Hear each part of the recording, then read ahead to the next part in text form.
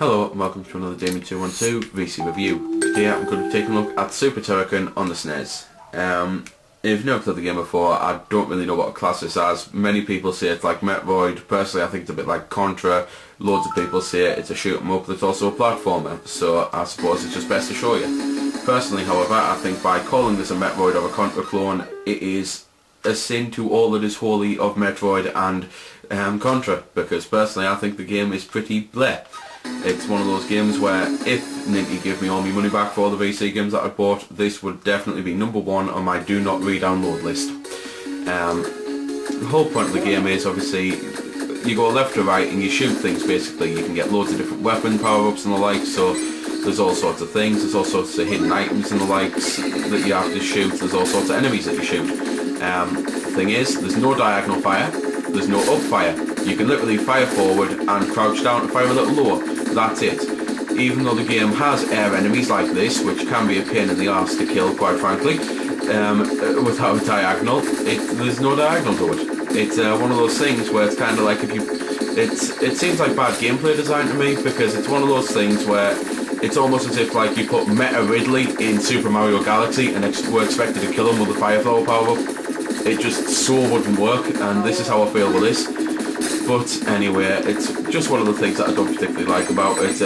Many people love the game and call us crazy, but to be fair, everyone's different. In the top left corner there, you've got your point system. At the very top middle, you've got your time system.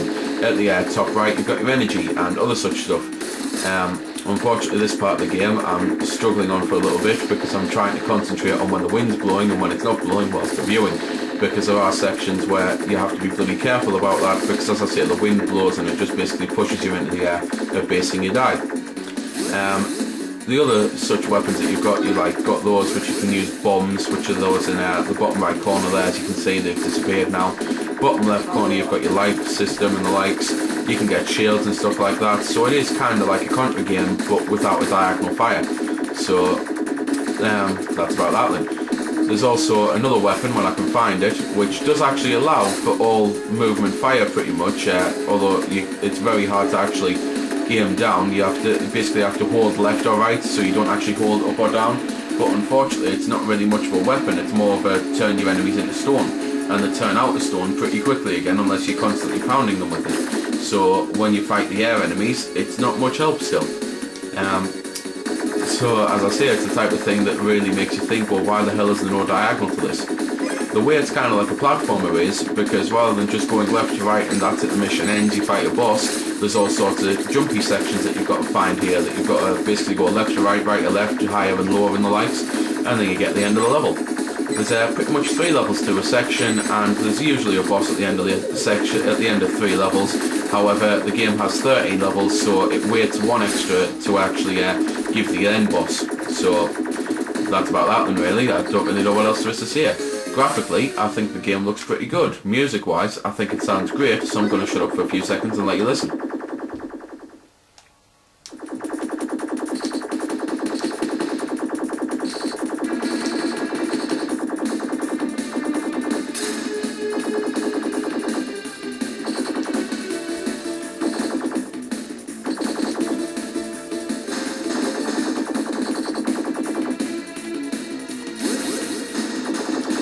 There we go, then that's a bit of the music.